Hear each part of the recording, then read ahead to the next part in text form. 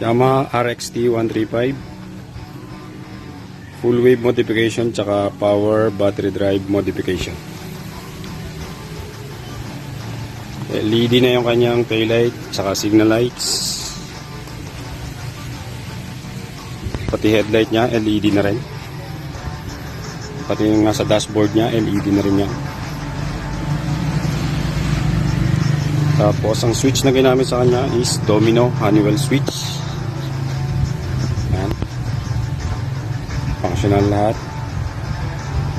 Bali ito lang ang push button ng hindi kasi wala namang push button yung RXT. Tapos ng switch ng isang domino na 3-way switch ay para sa park light. Bukan natin start.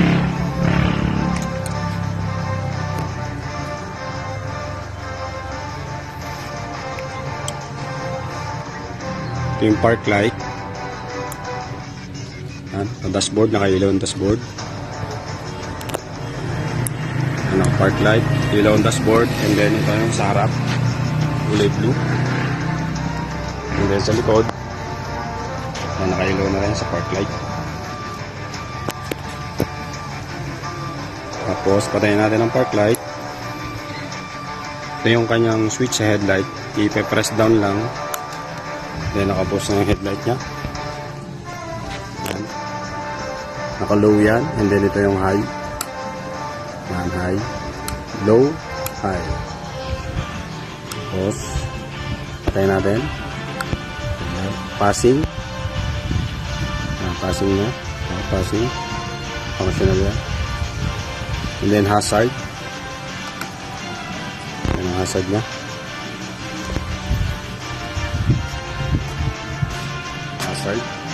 Hazard. Tapos patayin natin ang hazard. Subukan natin yung start.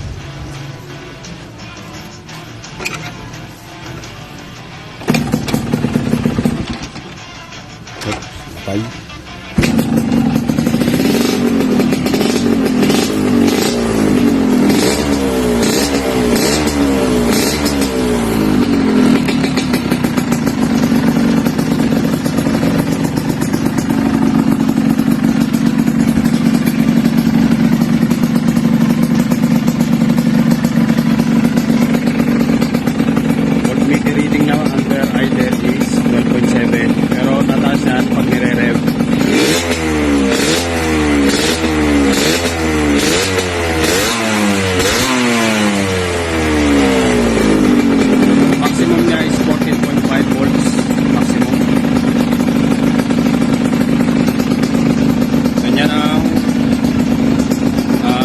Outcome kapag yung Yamaha RXT 135 2-stroke ay naka full wave and then power battery drive.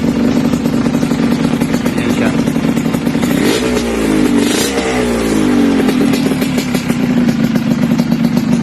Okay.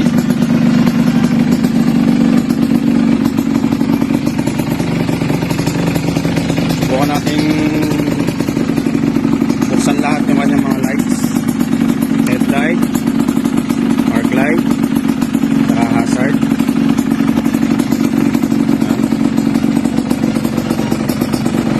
Walang kakurap-kurap. Yan, functional yan. Functional. Voltmeter reading is 12.2. Kasi na-drain yung battery niya dahil may problema pala yung stator niya.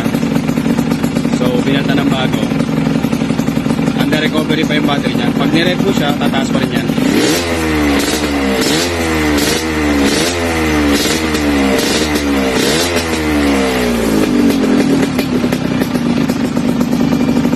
Okay.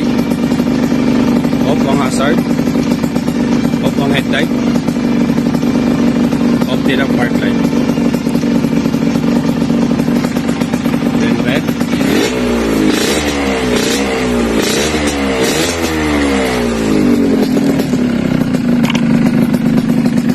That's all for today's video.